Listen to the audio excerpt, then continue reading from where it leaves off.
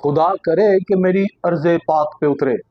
वो फसले गुल जिसे अंदेशा जवाल ना हो। और मेरी अर्ज़े पाक पे वो फसले गुल कैसे पनपेगी और कैसे जवाल पजीर नहीं होगी कि जहां पे उसकी सरकार ही, इस मेरी अर्ज़े पाक की सरकार तो फसलें उगाने के लिए पैसे देगी गरीब हारी किसान को, मगर सरकार के सरकारी मुलाजमीन जो अवाम और किसान के भी मुलाजिम है मगर वो उनके पैसे खा जाएंगे, तो ना फसल उगेगी, तो ना वो कभी तरक्की पजीर होगी, बल्कि इन्हतात और जवाल पजीर ही होगी। जी हाँ, मैं आपको बता रहा हूं कि लाहौर के director general agriculture adoptive research Lahore हैं, जो डायरेक्टर जनरल, फिर से सुनते चलिए, एग्रीकल्चर AR लाहौर, उनके जिम्मे, उनके ऑफिस के जिम्मे ये था। माजी करीब में रिसेंट पास की आपको बात बता रहा हूं कि 1200 मिलियन यानी 120 करोड़ रुपया उन्होंने गरीब किसानों में बांटना था। और according to PC1, the national programme of enhancing profitability through enhancing productivity of wheat, ये जो प्रोग्राम था, इसके PC1 के तहत ज़राई आलात और ज़राई मशीनरी किसानों को ये फराहम करनी थी, ताकि जिस तरह इस प्रोग्राम का नाम है कि जनाब प्रोडक्टिविटी है जो और प्रॉफिटेबिलिटी है, वो through the increasing productivity of wheat, गंदम के पैदावारी सलाहियत को दुगना करके प्रॉफिट बढ़ाया जाता, वो किसान को भी जाता। और ये जो एग्रीकल्चरल लैंड था जो अब गंदम को बाहर से मंगवाता है जनाब, इंपोर्ट करता है, एक्सपोर्ट करने की बजाय, वो मुल्क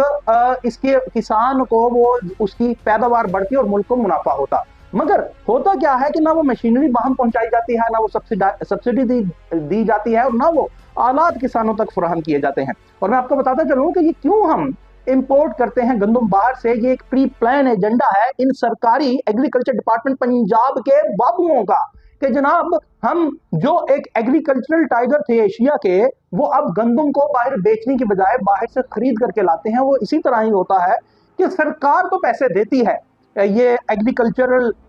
स्ट्रक्चरल रिफॉर्म्स के वास्ते और इसकी प्रोडक्टिविटी को एनहांस करने के वास्ते, मगर ये सरकारी बाबू ना जाने मुबैना तौर पर खुर्द-बुर्द कर लेते हैं, जेबों में डाल लेते हैं, और क्यों वो सब्सिडी नहीं देते। अब सुनिए, जब जनाब ये एक किस्म की कमेटी बैठती है, और ये मैं आपको बताते चलूं कि प्रोविंशियल स्टीयरिंग कमेटी में भी ये मामला जेर बहस आता है, और वो भी ये कहते हैं कि जनाब वो एक तरह का डायरेक्टिव जारी करते हैं कि जनाब यहाँ पे एग्रीकल्चर डिपार्टमेंट प्लानिंग के एडिशनल सेक्रेटरी साहब को कि भाईजान ये आप रिकॉर्ड देखिए, ये क्यों और किस वजूहात से 120 करोड़ रुपए की सब्सिडी जो आलात और ज़राई मशीनरी की मद में थी, ये किसानों को क्यों फराहम नहीं की गई। मगर इसके बावजूद कुछ नहीं होता और किसानों तक वो चीजें नहीं मांग पहुंचाई जाती। फिर से जब ये चीज जेर बहस आती है तो पता ये लगता है कि डिपार्टमेंट इसमें फिर रिलक्टेंट होता है कि वो रिकॉर्ड शो ऑफ करने का। और अगर मान लीजिए कि वहां पे वो ये सब्सिडी पहुंचा दी गई जो अकॉर्डिंग टू दिस रिपोर्ट नहीं पहुंची, मान लीजिए पहुंचा दी गई, मगर वो कागजों में मंदर्ज नहीं थी, अंदराज नहीं था हुआ, तो क्यों अंदराज नहीं था किया गया, या वो लेट पहुंच रही है तो क्यों लेट पहुंच रही है, और उसका रिकॉर्ड मंजर आम से क्यों गायब है। क्या ये इतना एक आम इशू है कि जिसका आपने रिकॉर्ड मुरतब नहीं किया। और डिपार्टमेंट ये कहता है जी हम देखते हैं, जी रिकॉर्ड देखते हैं, फिर हम अफसराने वालों को कहते हैं कि तुम आपको बताएंगे ये कैसे क्यों कर हो गया। मगर कई माह गुजरने के बावजूद हमारे जराये के मुताबिक और मोतबर जराये के मुताबिक कुछ नहीं किया जाता, और ये 120 करोड़ रुपए से जायद की सब्सिडी की रकम मशीनरी और आलात की मद में किसानों को फराहम नहीं की जाती। माफ कीजिएगा। अब बात यह है कि जहां पे सरकार, पंजाब की सरकार, पंजाब गवर्नमेंट इतने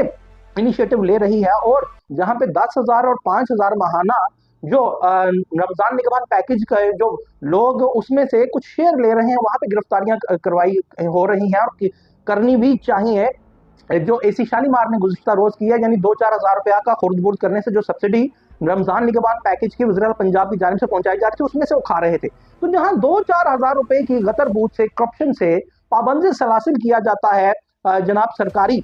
लो रैंक के लोगों को, तो क्या 120 करोड़ रुपए की सब्सिडी को वहां ना पहुंचाने पे किसानों को, जो according to PC1 of the national programme of improvement of profitability through increasing productivity of wheat के तहत वो नहीं पहुंचाई जाती, तो इन बाबुओं को सरकारी एग्रीकल्चर डिपार्टमेंट के, इनको पाबंद सलासिल क्यों नहीं किया जाता। और क्या वजूहात हैं जो आज तक इसका कोई जवाब मुफस्सल नहीं आ सका। और हम कोशिश करेंगे कि एग्रीकल्चर डिपार्टमेंट, डीजी एग्रीकल्चर जो अडॉप्टिव रिसर्च लाहौर है उनसे ये पता, उनके ऑफिस से भी हम राब्ता कायम करने की कोशिश की, मगर नहीं हो सका। कोशिश करेंगे हम वहां जा करके उनसे पूछें कि भाईजान ये सब्सिडी क्यों नहीं दी गई और अभी तक इसका कोई जवाब मुरतब क्यों नहीं किया गया। मगर सवाल ये है कि जहां पे हम एक एग्रीकल्चरल लैंड थे, जहां पे हुकूमतें इसको इंक्रीज एनहांस करने की कोशिश करती हैं, वहां पे ये तबाह हाल करने का जो पेश खैमा, जो मुहर्रकात है एग्रीकल्चर डिपार्टमेंट के पंजाब के बाबू, इनके खिलाफ जो 120 करोड़ रुपए की सब्सिडी को भी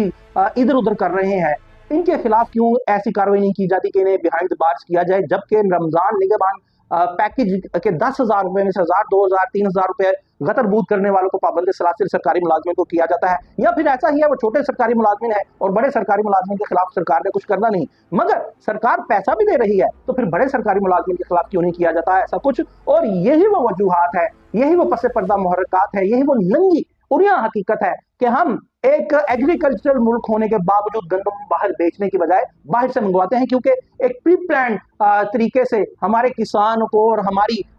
एग्रीकल्चर की जो मईशत है उसको तबाह किया जा रहा है।